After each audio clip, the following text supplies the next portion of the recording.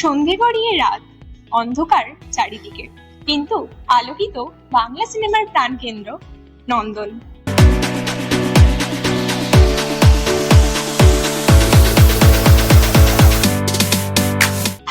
এই মুহূর্তে আমি আছি নন্দনে, যেখানে চলছে ফ্রেঞ্চ ফিল্ম ফেস্টিভ্যাল।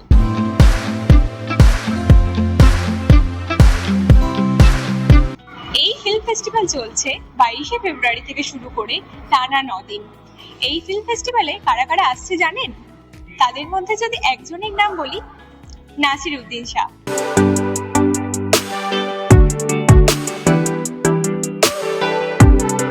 কি চিনতে পারলেন তো তাকে? এবং তাছাড়াও হলমুখী হয়েছে নানান সিনেমা প্রেমী মানুষ। চলুন দেখে নিই এই ফেস্টিভ্যালে কি কি হচ্ছে।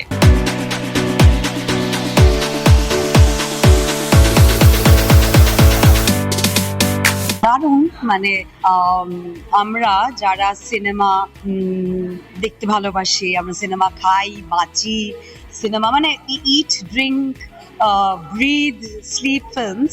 আমরা যারা শিল্পী মহলের মানুষ, আমি তো অভিনয় করি আর একটা ছবি পরিচালনাও করলাম। আমাদের জন্য তো এই জায়গাটা একটা তীর্থস্থানের মতো। আমরা চাইবো আরো এরকম ফেস্টিভ্যাল হোক কলকাতায়, আরো এরকম ইন্টারন্যাশনাল কোলাবোরেশন হোক। আলিয়ান্স ফ্রান্সও এটা যে করেছে, আমরা খুব খুশি। আর অনেক সুন্দর সুন্দর ছবি যেগুলো আমরা দেখতে পাই না বা সেইভাবে রিস্টোর প্রিন্ট নেই, সেগুলো আমরা এখন দেখতে পাই। ফর ইনস্টেন্স এখন মান্থান হচ্ছে, মান্থান অনেকবার দেখেছি কিন্তু ওই খুব খারাপ প্রিন্ট। খুবই ভালো লাগছে, তুমি তো বলেই দিলে কারণটা। নন্দনের মতো এত বড় একটা স্ক্রিন, হ্যাঁ, সেখানে ছবি দেখার মজাটাই, মানে ছোটবেলা থেকে সেরকম কোনো ভালো ছবি এলেই নন্দনে চেষ্টা করতাম দেখার। অত বড় স্ক্রিন, তো অভ্যস্ত জায়গা, ঘর বাড়ির মতো আর কি, সেখানে আসতে পারলে তো ভালোই লাগবে।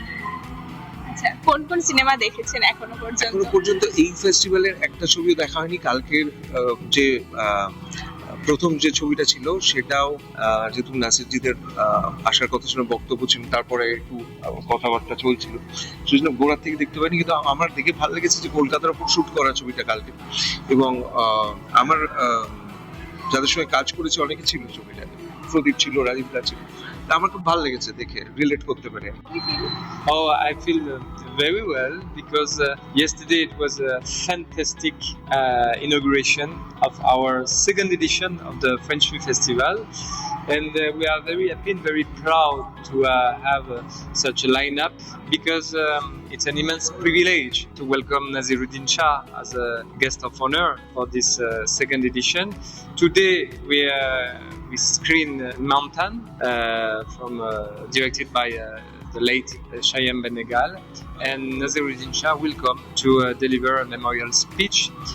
It was why this movie is a part of our French Film Festival, because, as you know, we have several sections: contemporary, classics, animation movie, environmental with Call of Mountain, with a focus on Bhutan, The Night of a short movie, but we have also the Indian filmmaker selected, awarded in Cannes Film Festival. And in 1976, Mandan was screened in Cannes in official selection.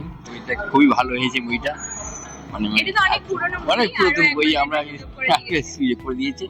সত্যি এইগুলো যদি এরকম হয় তাহলে আমাদের খুব সুবিধা হয়, আমরা এরকম ভালো বই দেখতে পাই এরকম ভাবে। খুবই খুব খুব ভালো লাগছে। এখন আমাদের অনেকটা বয়স হয়ে গেছে।